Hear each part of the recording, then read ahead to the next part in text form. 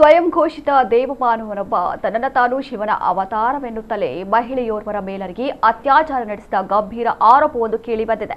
40 ವರ್ಷದ ಋಷಿಕೇಶ್ ವೈದ್ಯ ಬಂಧಿತ ಆರೋಪಿ. ಈತನಿಗೆ ಪುಣೆ ನಿವಾಸಿಯಾಗಿರುವ ಮಹಿಳೆಯೋರ್ವರು 2023ರಲ್ಲಿ ಫೇಸ್ಬುಕ್ನಲ್ಲಿ ಪರಿಚಯವಾಗಿತ್ತು.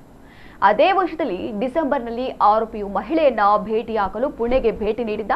ಬಳಿಕ ಪುಣೆಯ ಮಂಜರಿ ಪ್ರದೇಶದ ಲಾಡ್ಜ್ಗೆ ಕರೆದೊಯ್ದು ಅಲ್ಲಿ ಅತ್ಯಾಚಾರವೆಸಗಿದ್ದ. ಇದಕ್ಕೂ ಮುನ್ನ ಮಂಪರು ಬರುವ ಔಷಧಿಯನ್ನ ನೀಡಿದ್ದ. ದೌರ್ಜನ್ಯ ಎಸಗುವ ಫೋಟೋಗಳನ್ನು ತೆಗೆದಿದ್ದಾನೆ ಎಂದು ಮಹಿಳೆ ಆರೋಪಿಸಿದ್ದಾಳೆ. ಇಷ್ಟಕ್ಕೆ ತೃಪ್ತರಾಗದ ಕಾಮುಕ ಆರೋಪಿ ಅದೇ ಫೋಟೋಗಳನ್ನು ಬಳಸಿಕೊಂಡು ಬ್ಲ್ಯಾಕ್ ಮೇಲ್ ಮಾಡಲು ಆರಂಭಿಸಿದ್ದಾನೆ. ಕಳೆದ ವರ್ಷ ಮೇ ತಿಂಗಳಲ್ಲಿ ವಜೈನ್ನಲ್ಲಿರುವ ಹೋಟೆಲ್ಗೆ ಕರೆದು ಮತ್ತೆ ಲೈಂಗಿಕ ದೌರ್ಜನ್ಯಕ್ಕೆ ಯತ್ನಿಸಿದ್ದ ಎಂದು ಮಹಿಳೆ ದೂರಿನಲ್ಲಿ ತಿಳಿಸಿದ್ದಾಳೆ. ಆರೋಪಿಯು ಇದೇ ರೀತಿಯಲ್ಲಿ ಹಲವಾರು ಮಹಿಳೆಯರಿಗೆ ಆಮಿಷ ಒಡ್ಡಿ ಲೈಂಗಿಕವಾಗಿ ಶೋಷಣೆ ಮಾಡಿದ್ದಾನೆ ಎಂದು ದೂರುದಾರರು ಆರೋಪಿಸಿದ್ದಾರೆ. ಆತನ ವಿರುದ್ಧ ಶೂನ್ಯ FIR ದಾಖಲಿಸಿಕೊಂಡು ತನಿಖೆಯನ್ನು ಪುಣೆಯ ಹಡ್ಸಪ್ಸರ್ ಪೊಲೀಸ್ ಠಾಣೆಗೆ ವರ್ಗಾಯಿಸಲಾಗಿದೆ ಎಂದು ತಿಳಿದು ಬಂದಿದೆ.